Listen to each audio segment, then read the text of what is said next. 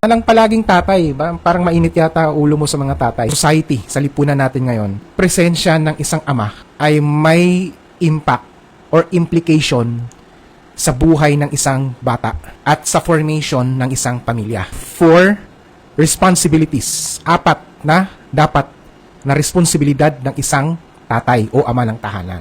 May isang pag-aaral ginawa, around 60% ng mga bata ngayon ng mga isinisilang, 60 to 65% are fatherless. Hindi ito yung namatay yung tatay, hindi Ibig sabihin, ito yung mga batang ipinanganak na yung mga tatay ay nilayasan sila. Kapo yung tatay, hindi pinanagutan o physically absent and emotionally absent yung mga tatay. Kami sa mga nanay and of course sa mga tatay na ang paniwala nila, ang role, yung responsibility o responsibilidad lang ng isang tatay is only to provide or act as a provider para sa kanyang asawa, sa kanyang mga anak.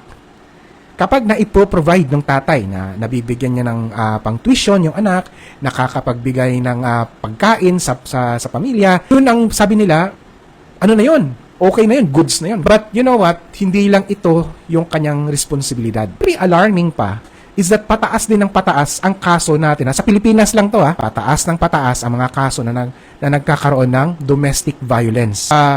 Ang pinaka number 1 perpetrator ay mga tatay.